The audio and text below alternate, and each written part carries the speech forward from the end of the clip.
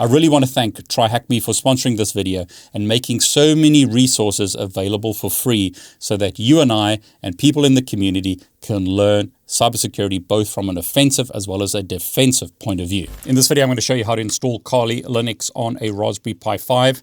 One of the fantastic things about a Raspberry Pi 5 is it has a built-in Wi-Fi adapter that supports monitoring and injection mode. That means that you can set up an access point on a Raspberry Pi and test your IoT devices such as IP cameras. So in other videos, I've shown you how to intercept traffic from a Wi-Fi camera as an example, or device that's connected to the access point that you create on the Raspberry Pi. The Raspberry Pi can also be used to test Wi-Fi networks. So as an example, you can run deauth attacks against IP cameras.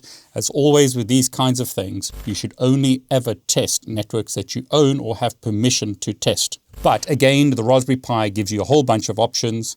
You can run all kinds of tools using the Wi-Fi adapter that's built into it because it supports monitoring and injection mode. Great little device. Unfortunately, they've got more expensive these days. So I've seen a lot of comments about people complaining about the price of them. But they're once again great little devices that you can run all kinds of software on, including software like Pi-hole that blocks ads. Really recommended that you run Pi-hole in your network these days to block ads and tracking on your home network. Okay, so without further ado, let's look at downloading and installing Kali Linux on a Raspberry Pi 5. The first thing I'm going to do is go to kali.org and I'm going to click download. I am going to download an ARM image. And in this example, we're going to download the 64-bit image because I'm using a Raspberry Pi 5. You can also do similar things with a Raspberry Pi Zero. So if all you have is a Raspberry Pi Zero, you could do some of the same attacks using a Raspberry Pi Zero rather than a Raspberry Pi 5. But in this example, I'm going to use a Raspberry Pi 5. The next thing we're going to do is go to raspberrypi.com and we're going to click on software to download the Raspberry Pi imager. We need to write the Kali image to a micro SD card like this. In my example, this is a 64 gig card. You don't need one that big. According to the Kali documentation, you need one that's at least 16 gig in size. Class 10 cards are highly recommended, but in my example, I've got a 64 gig one. I'll put that into my laptop so that we can write the Kali image that we've downloaded to that using the Raspberry Pi imager software. Okay, so opening up File Explorer, you can see the micro SD card there. What I'm going to do is go to the downloads folder and I'm going to run the Raspberry Pi imager software. At the time of this recording, the version is 2.07. I'm going to click yes to allow the device to make changes. And I'm going to click OK to start the installation. You basically just click next through this software. You have to accept the license agreement. But I'm going to go with all the defaults. I'll allow it to create a desktop shortcut and click next to install the software. So very basic installation. I'll allow it to launch. So I'll click finish and the Raspberry Pi imager software will start up. And there you go. We now need to select the Raspberry Pi device that we're using. So in my example, it's going to be a Raspberry Pi 5. But you could also do something similar with a Raspberry Pi Zero 2W as an example. But in my example, again, I'm using a Raspberry Pi 5. So I'm going to select that option and I'm going to click next. Now we can choose various operating systems here. Scrolling down, they do give you options to select other specific OS types, such as Kali Linux. I'm not going to do that here. I have previously downloaded Kali. So I'm going to go back. So essentially under the OS option, I'm scrolling all the way to the end. And then I'm selecting Use Custom Image.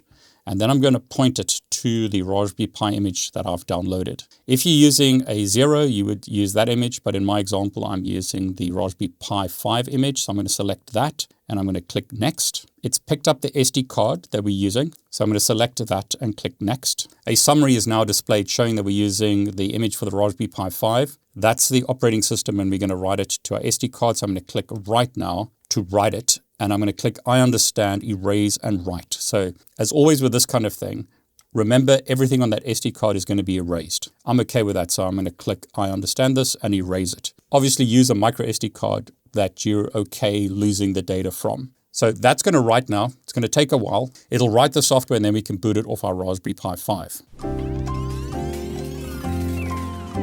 So there you go, write is complete. We're told that the storage device was ejected automatically. You can remove it safely. I'm going to click finish and then I'll take out the micro SD card. And then what I'll do is insert it into the Raspberry Pi. So there you go, it's inserted. So what I'll do is turn it on. You can see it's busy booting. So here we go. And there you go. I can now log in. The default username and password is Carly. I'll open up a terminal. You can see it's Carly at Carly Raspberry Pi. So lsp_release-a shows us that we're using Kali Linux 2026.1. Now the process will be something similar if you're using a new version of Kali. I'll ping google.com, and as you can see, the ping succeeds. What I'll do here is do apt update to update my references, and I need sudo, so sudo apt update.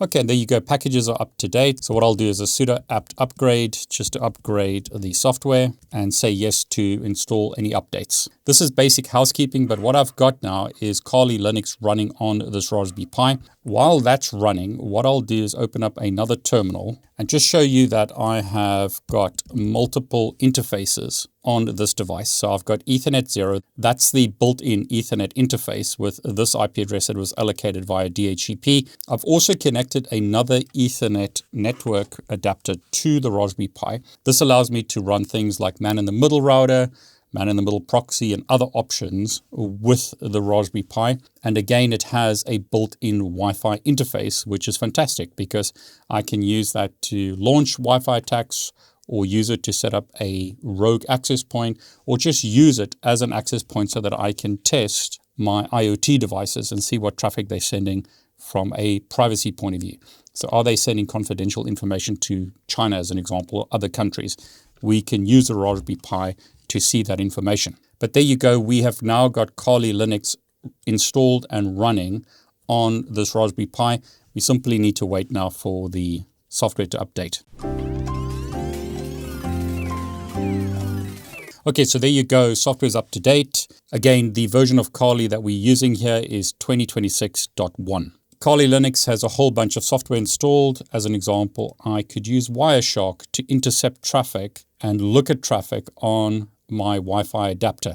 If I set up a rogue access point on this Wi-Fi adapter, or I simply set up an access point so that I could intercept traffic from IoT devices to see what they're doing, I could monitor that traffic using Wireshark. But there you go. We've now got Kali Linux up and running on a Raspberry Pi 5 in this example. Lots of options available with Kali. You can learn a lot of ethical hacking with Kali Linux. You can also use the tools here for testing of IoT devices, as I've mentioned, and other things. And that's what I demonstrate as part of the series. Have a look at the other videos, which I've linked below if you're interested in learning how to set up a man-in-the-middle router and man-in-the-middle proxy, etc. But apart from that, let me know what else you want to see me do with a Raspberry Pi. Raspberry Pi has many, many options. One of the best pieces of software I think that you can install once again is Pi-hole to block ads on your home network. Hopefully you've enjoyed this video. Let me know if you've got any questions, but otherwise I'm David Bombal and I want to wish you all the very best. And this is exactly why learning cybersecurity by doing really matters. And it's even better when you get access to content and labs for free.